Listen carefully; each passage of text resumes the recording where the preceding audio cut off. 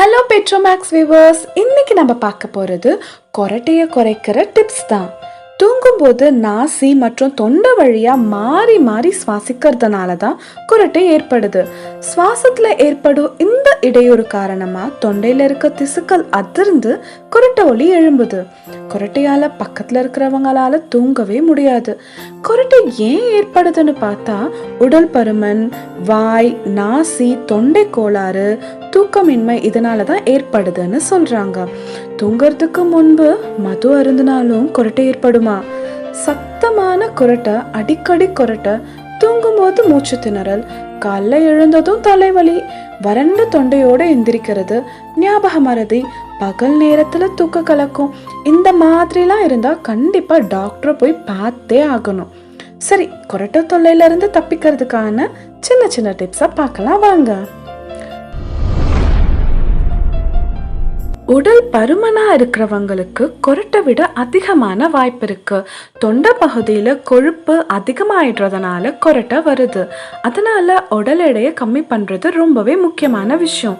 உடல் எடையை கம்மி பண்றதுக்கு உங்களுக்கு டிப்ஸ் வேணுமா? நம்ம டிஸ்கிரிப்ஷன்ல கொடுத்துருக்கோம், பார்த்துக்கோங்க. மது அருந்தறதுனால உடல் ரீதியாவும் சரி, மன ரீதியாவும் சரி நிறைய தீமைகள் வருது. அப்படிப்பட்ட மதுவால தொண்டை தசைகள் ரொம்பவே லேசாகுது. இதனால குரட்டை ஏற்படுறதுக்கு காரணமா அமையுது.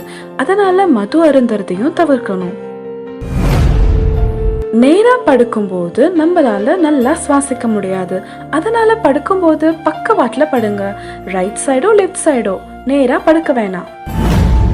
உணவுல மெலோட்டினின் அதிகமா இருக்கிறத சாப்பிட்டா நல்லா உறக்க வரும்.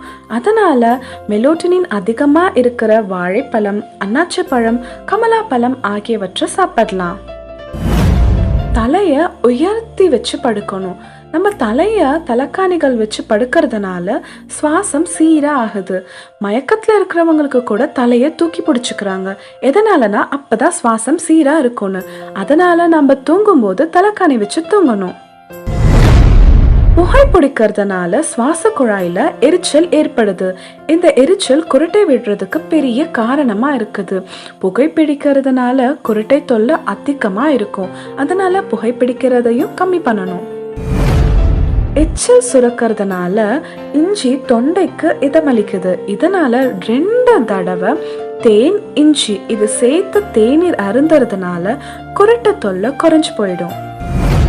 அதிகமாக தூங்கினா கூட குரட்டை ஏற்படும். என்ன, அதிகமா தூங்கினா குரட்டை ஏற்படுமா? ஆமா, அதிகமா தூங்கும் போது நம்ம ஆழ்ந்த உறக்கத்துக்கு போக மாட்டோம். அதனால குரட்டை ஏற்படும். அது மட்டும் இல்லாம தூக்கம் வராம இருக்கிறவங்க நிறைய தூக்க மாத்திரைகளை எடுத்துக்கிறாங்க. தூக்க மாத்திரைகள் அதிகமா எடுத்துக்கிட்டாலும் குரட்டை ஏற்படும். தூக்க மாத்திரையை தவிர்க்கிறது ரொம்பவே நல்லது. பால் குடிக்கிறதுனாலையும் குரட்டை ஏற்படும்.